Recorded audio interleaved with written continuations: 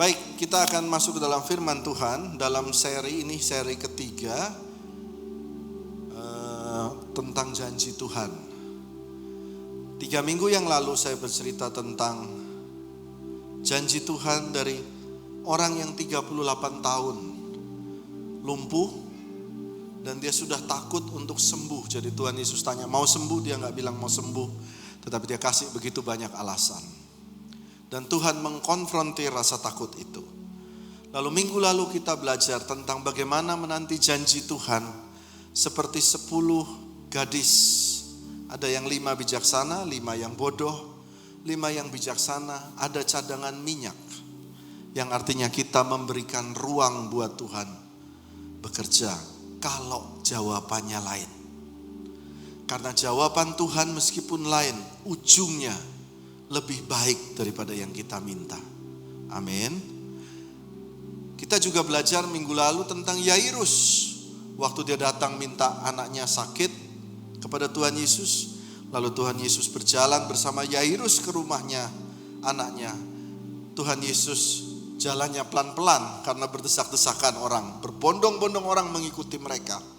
Lalu di tengah jalan juga ada perempuan pendarahan 12 tahun yang disembuhkan oleh Tuhan Yesus. Sampai Tuhan Yesus ajak ngobrol wanita itu dan anaknya sudah mati. Tapi dituliskan Yairus, dia tidak komplain, dia tetap di situ. Dan waktu itu Yesus pergi bersama Yairus, bukan mujizat kesembuhan, tetapi mujizat kebangkitan. Nah lalu minggu ini saya bertanya Tuhan, di seri ketiga tentang janji Tuhan ini, apa yang harus disampaikan? Selama 1 minggu saya berdoa dan Tuhan berikan satu kata, yakni percaya. Bahas tentang percaya. Dan kita akan share tentang kata percaya ini. Ada itunya? Tulis ya, percaya. Oke, baik, mari kita lihat di dalam Markus 16 ayat 11, kisah tentang Yesus setelah bangkit daripada kubur. Kita akan baca sama-sama ya. Tetapi ketika mereka mendengar bahwa Yesus hidup dan telah dilihat olehnya, mereka tidak percaya. Ini Alkitab saudara yang tulis bahwa murid-murid itu tidak percaya Tuhan Yesus bangkit. Tidak percaya. Lalu ayat selanjutnya Markus 16 ayat 12. Sesudah yang tadi tidak percaya, Tuhan Yesus menampakkan diri dalam rupa lain kepada 2 orang dari mereka ketika keduanya dalam perjalanan keluar kota. Dan ayat 13 dituliskan, lalu kembalilah mereka dan memberitahukan kepada teman-teman lain, tetapi kepada mereka pun teman-teman itu tidak percaya. Jadi di dalam Alkitab pun juga ditulis, banyak orang yang pertama percaya, lalu menjadi tidak percaya. Nah, ini penting buat kita. Hari ini tujuan khotbah ini kita mengumpulkan lagi rasa percaya kita kepada Tuhan. Katakan amin. Karena percaya adalah unsur yang harus ada dalam rumus janji Tuhan digenapi. Mari kita lihat Markus 9, sebuah kisah ayat 15, Markus 9 ayat 15. Nah mari kita baca bergantian, lalu saya akan menjelaskan. Saya mau saudara bantu saya, ini ibadah kedua dan saya harus juga meneruskan dalam ibadah baptisan. Jadi saudara harus semangat. Amin. Amin ya, semangat ya. Baik, pada waktu saudara akan baca ayat 16 dan seterusnya. Pada waktu orang banyak itu melihat Yesus, tercenganglah mereka semua dan bergegas menyambut dia. Ayat 16, lalu apa yang kamu persoalkan? Kata seorang dari orang banyak itu, Guru, anakku ini kubawa kepadamu karena ia kerasukan roh yang membisukan dia. Ada seorang ayah, dia bawa dia punya anak. Ayat 18 saudara. Dan setiap kali roh itu menyerang dia, roh itu membanting ke tanah. Mulutnya berbusa, giginya kertakan, dan tubuhnya kejang. Aku sudah meminta kepada murid-muridmu supaya mereka mengusir roh itu, tetapi mereka tidak dapat. Lihat apa yang dilakukan iblis, dibanting ke tanah, giginya gertakan gitu, tubuhnya kejang. Betapa sering iblis itu membanting kita ke tanah juga, bukan? Membuat gigi kita juga sebel dalam hidup. Lalu dikatakan, aku sudah meminta kepada murid-muridmu supaya mereka mengusir. Jadi murid-murid coba, tetapi tidak dapat. Ayat 19, giliran saya. Maka kata Yesus kepada mereka, hai kamu angkatan yang tidak percaya, berapa lama lagi aku harus tinggal di antara kamu? Berapa lama lagi aku harus sabar terhadap kamu? Dan perkataannya adalah, bawalah anak itu kemari. Bring him here. Nah, Yesus kalem sekali, dengan santai dan dengan tidak tergesa-gesa. Meskipun ini begitu masalah yang begitu besar, anaknya itu dibanting-banting ya, kejang, giginya gemertakan. Dan Yesus hanya berkata, bawa anak itu ke sini. Nah, hari ini buat kita semua yang punya masalah banyak, yang mungkin saudara sudah dibanting-banting ke sana kemari gitu. Yesus dengan santai berkata, bawa masalahmu ke sini. Ini rumah Tuhan. Bring it here. Amin. Yang percaya ada mujizat di rumah Tuhan, berikan tepuk tangan buat Tuhan Yesus. Ya, bawa anak itu kemari. Lalu kita selanjutnya ayat saudara yang harus baca. Lalu mereka membawanya kepadanya. Waktu, ayo saudara 1, 2, 3. Waktu roh itu, anak itu segera digoncang-goncangnya. Dan anak itu terpelanting ke tanah. Terguling-guling, mulutnya berbusa. Ayat 21 saya. Lalu Yesus bertanya kepada ayah anak itu, sudah berapa lama ia mengalami ini? Jawabnya, sejak masa kecil. Saudara, ayat 22. Dan seringkali roh itu menyeretnya ke dalam api ataupun ke dalam air untuk membinasakannya. Sebab itu jika engkau dapat berbuat sesuatu, tolonglah kami dan kasihanilah kami. Ayat 23. Jawab Yesus, katamu jika engkau dapat, Yesus bertanya, tidak ada yang mustahil bagi orang yang percaya. Nah, ini kunci buat kata percaya. Yesus berkata, jika dapat. Lalu dia berkata, tidak ada yang mustahil bagi orang yang percaya. Nah, ini bukan pihak Tuhan. Saya ulangi lagi. Ini satu poin, bukan pihak Tuhan, tetapi pihaknya kita. Masihkah kita percaya? Masihkah bapak-bapak masih percaya?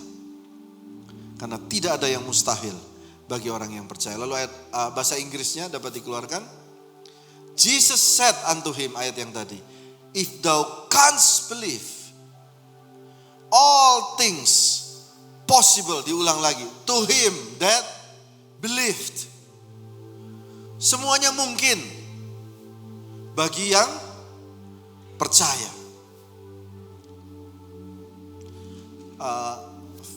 Jeffrey, ada video tadi anak-anak sekolah minggu ibadah di atas. Ini sekolah minggu di atas, sudah ada alat musiknya semua.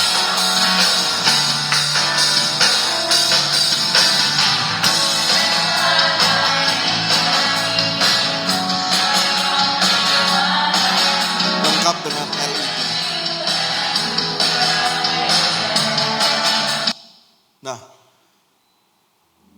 waktu gereja banyak sekali kebutuhan, kita mau perbaikan sound system yang di situ agak mati, saudara, jadi ada speaker tambahan. Pengeluaran gereja banyak. Pandemi, belum mau Natal tanggal 24 Desember.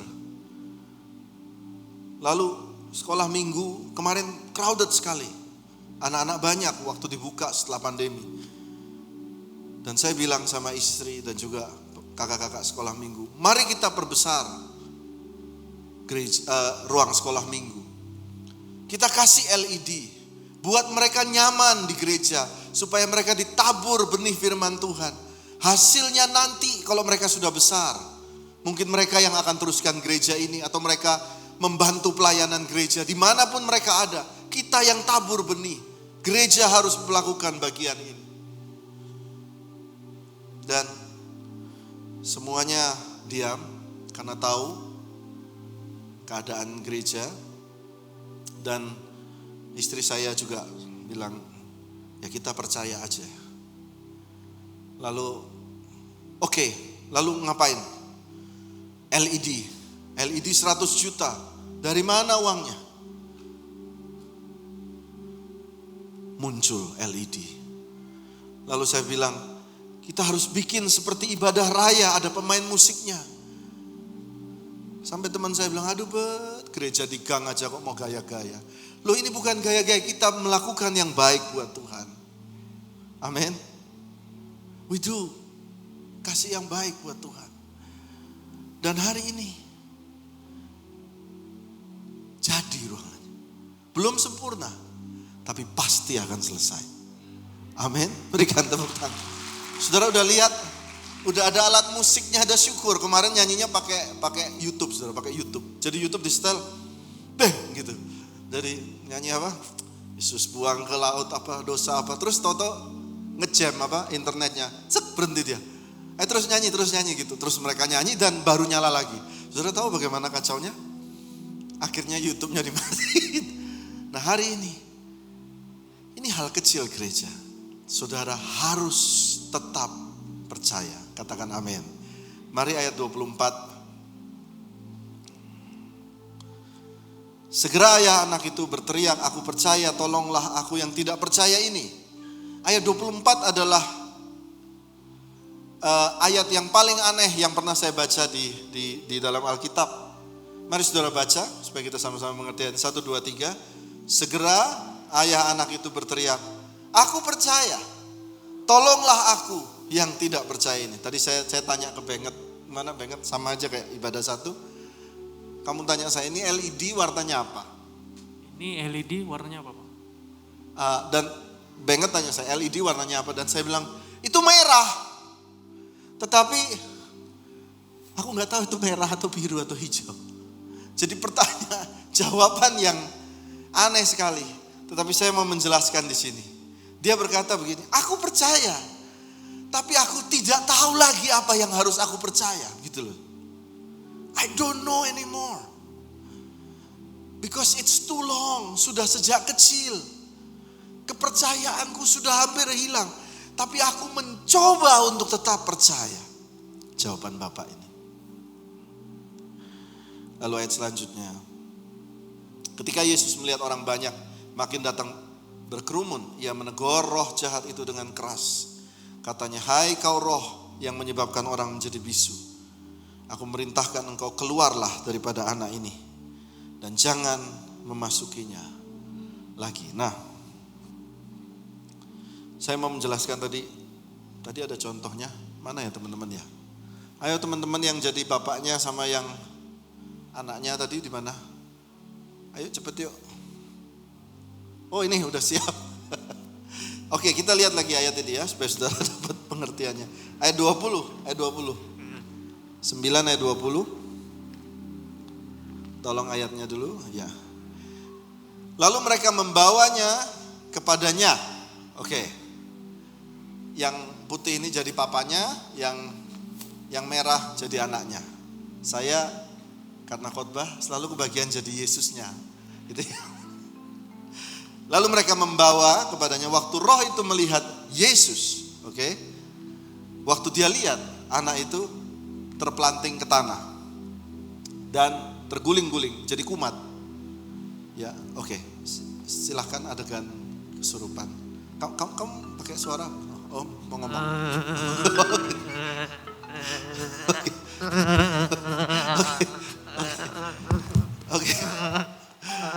Oke.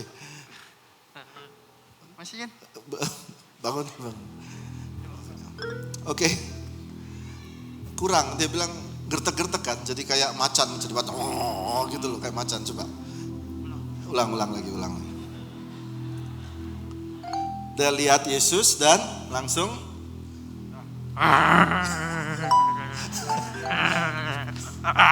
Aing mau. harimau Aku harimau. Oke, lihat ya. Oke. Mari kita lihat akan peristiwa ini. Lalu ayat, saudara tahu iblis ini berusaha mencari perhatian, bukan? Kurang attention, kurang perhatian. Memang iblis itu seperti itu. Makanya setelah dia tidak berhasil cari perhatian di gereja, pada banyak yang dilepaskan di gereja, yang beginian banyak di YouTube sekarang. Betul? Di YouTube, dia memang selalu cari perhatian. Tetapi lihat Tuhan Yesus ayat 21. Lalu Yesus bertanya kepada ayahnya, sudah berapa lama ia mengalami ini? Jawabnya, sejak masa kecilnya. Ya, oke. Nah, kamu kesini kan, kamu kesurupan. Oke. Coba ulang lagi, gitu ya. Guling-guling, ada guling sini. Ya, oke. Oh Yesus, terima kasih ya. Oh, entar, belum. Ulang lagi. Satu, ya ulang.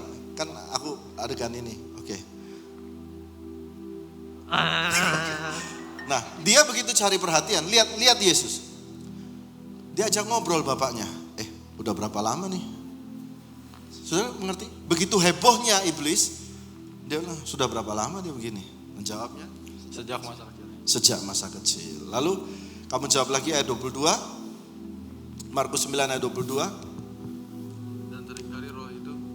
Dan seringkali roh itu ingin menghancurkan dan tolong kasih. Jadi waktu iblis ini begitu mencari perhatian, maka Yesus ini santai. Saudara lihat, diajak ngobrol, malah dia, ini saya mau tambahin dikit, diajak ngobrol. Ngomong-ngomong nanti habis gereja itu ada jualan snack di depan. Kamu tetap kesurupan. Nah, saudara lihat, Jesus is tidak tertarik sama sekali sama setan ini. Jadi dia santai. Dia cari perhatian terus, ya. Dia santai. Oke. Nanti ada weji di situ. Nanti kalau pulang makan bakso bowo, oke, santai aja, oke. Terus ngomong-ngomong, kamu punya uang nggak? Gitu. Oke, thank you. Kasih tepuk tangan dulu, saudara.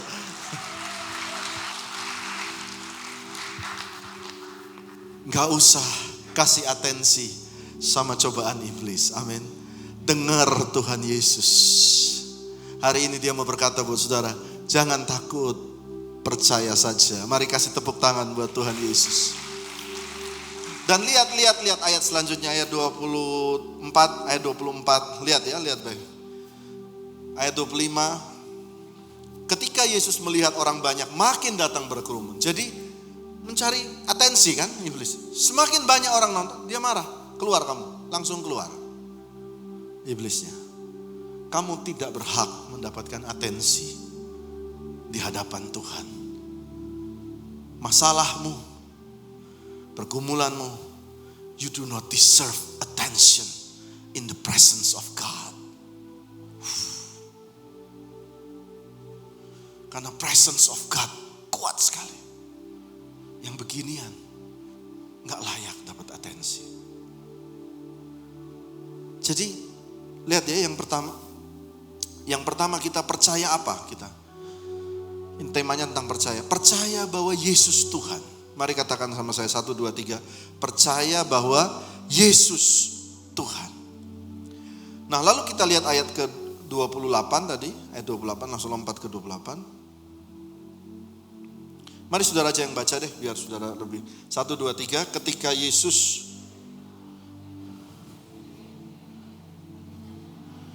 mengapa kami tidak dapat mengusir roh itu? Murid-murid bilang, saya coba usir, enggak bisa. Dan jawab Yesus ayat 29, jawabnya kepada mereka, jenis ini tidak dapat diusir kecuali dengan berdoa. Jadi Tuhan itu mengajarkan di sini, mari perhatikan. Percaya atau iman itu ternyata bisa ditambah. Kapasitasnya bisa ditambah.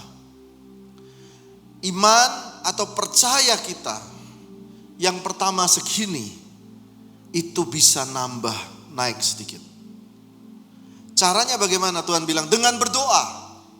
Berdoa adalah sebuah aktivitas, sesuatu yang harus Anda lakukan.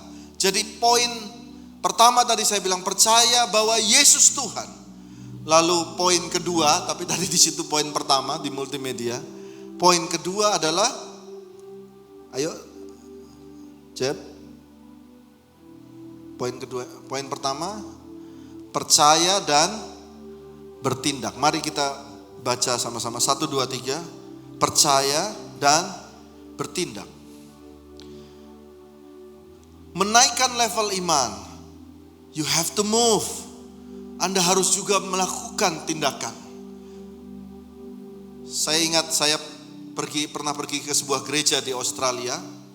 Dan gereja itu kalau sore gelap semua.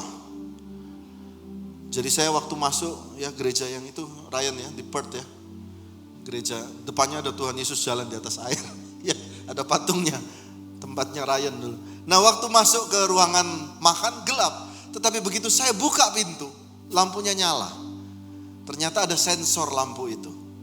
Dan pendetanya berkata, kalau ada aktivitas, baru lampunya nyala. Demikian juga dengan the level of trust, dengan kepercayaan Anda. Ada aktivitas, ada gerakan, maka Tuhan menyertai langkah Anda.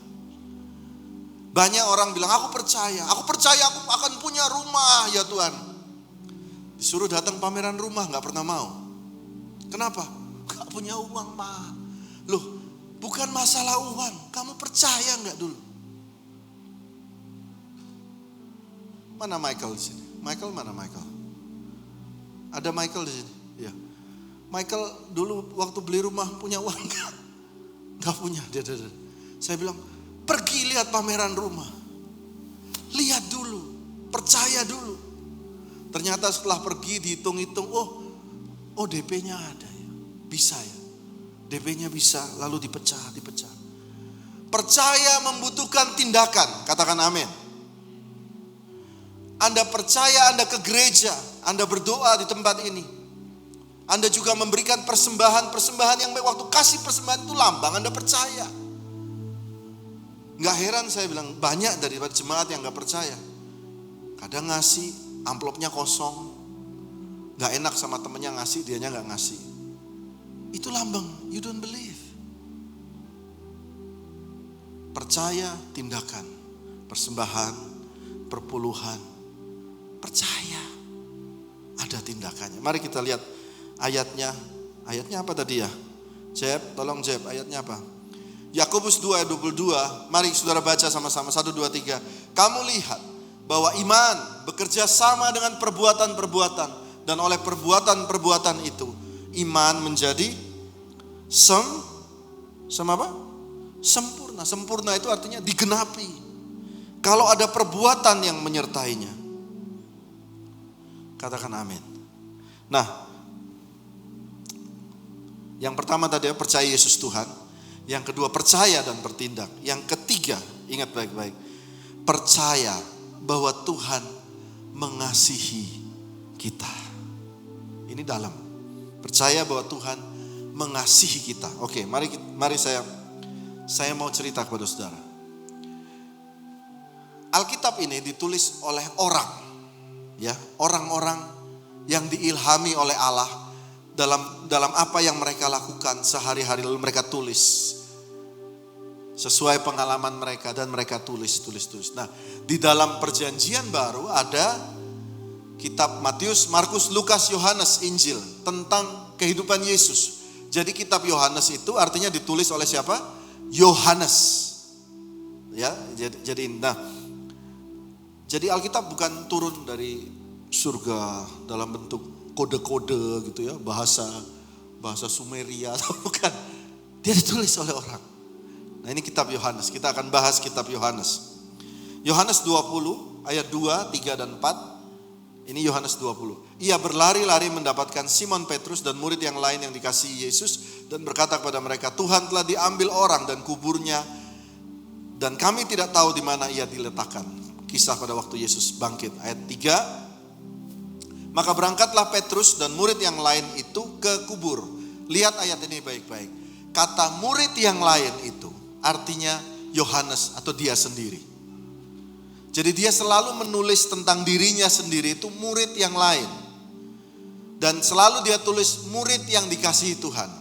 Maka berangkatlah Petrus dan murid yang lain itu ke kubur. Lalu ayat 4. Mari saudara baca sama-sama dengan saya. Keduanya berlari bersama-sama, tetapi murid yang lain itu berlari lebih cepat daripada Petrus, sehingga lebih dahulu sampai ke kubur. Nah, saudara lihat bagaimana Yohanes dan Petrus ini seperti rival dalam sejarah murid-murid Yesus. Seperti rival, kayak musuhan gitu loh. Jadi dia nggak mau kalah, kiasu bahasa Singapurnya. Tidak mau kalah, jadi dia tulis dia dan Petrus berlari bersama-sama. Dia bilang tetapi murid yang lain itu berlari lebih apa? Lebih cepat. Berarti dia bilang gua lari lebih cepat dari Petrus. Nah, kok saya yang tulis, dia bilang gitu. Sehingga lebih dahulu sampai di kubur. Jadi dia bilang dia duluan yang sampai. Lihat ya ayat 8. Ya. Maka masuklah juga murid yang lain, yakni Yohanes, yang lebih dahulu sampai di kubur itu, dan ia melihatnya dan percaya. Yohanes, dari tadi saya baca di awal firman ini bahwa murid-murid tidak percaya. Tetapi ternyata dari 11 murid Yesus yang tersisa, ada satu yang percaya. Ada ayatnya, dia tulis. Waktu dia lihat kubur itu kosong, dia percaya. Coba katakan sama saya, percaya. Percaya, dia percaya. Satu murid Yesus yang percaya namanya Yohanes. Nah, kenapa Yohanes ini percaya? Maka banyak ahli teologi yang mempelajari kitab Yohanes berulang dengan tulisan Yunaninya. Maka terdapat begitu banyak tulisan bahwa Yohanes menyebut dirinya adalah murid yang paling dikasihi Tuhan Yesus di dalam penulisannya. Jadi dia tahu dan percaya kalau Tuhan itu mengasihi dia. Bahkan dalam kitab 1 Yohanes dikatakan, bukan saya yang mengasihi Tuhan, tetapi Tuhan terlebih dahulu yang mengasihi saya. Mari kita lihat bukti-bukti ayatnya. Bagaimana Yohanes 13 ayat 23 ditulis, seorang di antara murid Yesus, yaitu murid yang dikasihinya, itu Yohanes, bersandar dekat padanya di sebelah kanannya. Dia sendiri, dia tulis. Yohanes 19 ayat 26, ketika Yesus melihat ibunya dan murid yang dikasihinya, di sampingnya berkatalah ia kepada ibunya, ibu inilah anakmu. Jadi selalu dia tulis dirinya itu murid yang dikasihi Yesus. Nah, pertanyaan saya, ini ada lagi, Yohanes 21 ayat 7, maka murid yang dikasihi Yesus itu berkata kepada Petrus, itu Tuhan. Yohanes 21 ayat 20, ketika Petrus berpaling, ia melihat murid yang dikasihi Yesus. Berkali-kali dia berkata, aku ini dikasihi Tuhan. Apakah Tuhan tidak mengasihi yang lain? Tuhan juga mengasihi murid yang lain. Tetapi satu yang nyadar penuh dan percaya bahwa dia dikasihi oleh Tuhan Yesus. Namanya siapa? Yohanes. Karena dia tahu dia dikasihi oleh Tuhan Yesus, karena itu waktu dikubur dia percaya. Kalau saudara tahu sungguh-sungguh bahwa saudara adalah orang yang dikasihi Tuhan, waktu hadapi masalah engkau percaya. Katakan amin. Hari ini saya mau bawa pesan buat semua saudara. Anda orang yang paling dikasihi Tuhan. Mari kita lihat tentang Yohanes. Orang yang selalu percaya dia dikasihi Tuhan. Mari kita lihat tentang Yohanes. Yohanes adalah satu-satunya murid Tuhan Yesus yang begitu dekat dengan Tuhan Yesus, yang menemukan perintah Tuhan, perintah Allah ke-11. Apa itu? Saudara tahu 10 perintah Allah kan? 10 perintah Allah tuh. Ada 11 ternyata. Yohanes menemukan. Yohanes 13 ayat 34. Aku memberikan perintah baru. New commandment to you. Supaya kamu saling mengasihi. Yohanes 15 ayat 17. Inilah perintahku kepadamu. Kasihilah seorang akan yang lain. Perintah Allah ke-11. Yohanes. Dan saudara tahu, dari 11 murid Yesus, yang itu Rasul 11 gambarnya, Yohanes adalah satu-satunya dari 11 rasul Yesus yang tersisa. Saudara ingat ada 12 kan? Yang satunya kan udah mati, Yudas Iskariot. Sisa 11. Dari 11 rasul, Matius dipenggal kepalanya, Markus meninggal, ditarik kuda, Lukas disiksa sampai mati, Yakobus dipukul besi sampai mati, Petrus disalibkan terbalik, Andreas disalibkan berbentuk X, Bartolomeus disalib juga, Thomas ditusuk tombak di India, Simon orang Zelot disalib, Yakobus, saudara Yohanes dipenggal. Cuma satu, Yohanes. Apakah Yohanes tidak martir? Ya, dia martir. Ada sebuah kisah di Roma, di mana di Koloseum, pertunjukan terakhir ditunjukkan, katanya ada seorang rasul sakti, namanya Yohanes. Dikatakan ditaruh sebuah tempayan, diisi minyak, lalu api dinyalakan. Dan Yohanes yang kurus itu ditaruh di dalam tempayan itu dan direbus, digoreng hidup-hidup. Dan dikatakan yang terjadi adalah di dalam tempayan itu dia mengabarkan Injil. Dia berkata, Yesus Tuhan datang ke dunia menebus dosa semua. Dan semua bingung. Akhirnya dia ditarik keluar dari tempayan itu, tidak mati, tidak kena apa-apa, dan dibuang ke Pulau Patmos. Sampai di Pulau Patmos, Yohanes ini, saudara lihat orang yang percaya Tuhan mengasihi dia. Sampai di Pulau Patmos sendirian, waktu sendirian, malaikat Tuhan datang kepada Yohanes dan memberikan pewahyuan, dikasih kayak film, nonton film. Filmnya ditulis sama Yohanes, saudara bisa baca, namanya Kitab Wahyu. Yohanes mati umur 100 tahun lebih karena tua.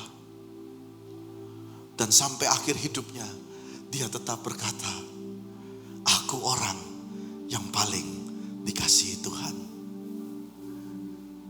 Taruh tangan saudara di dada, katakan, aku orang yang paling dikasihi Tuhan. Saudara ingat, percaya bahwa Yesus Tuhan. Yang kedua, percaya dan bertindak. Yang ketiga, percaya bahwa Tuhan mengasihi Anda. Saya mau katakan, percaya Tuhan mengasihi kamu dan keluargamu. Yang terakhir, percaya bahwa kamu juga mengasihi Tuhan. Ingat baik-baik Petrus, tadi saya cerita Yohanes, sambil berdiri aja, saya cerita Yohanes. Petrus itu waktu di laut, Tuhan datang bilang, ini aku. Dan Petrus jawab, Tuhan kalau itu kamu, suruh aku berjalan. Coba, kurang ajar apa ini Petrus? Ini aku. Dan bilang, kalau itu kamu, suruh aku jalan. Petrus mewakili kita semua.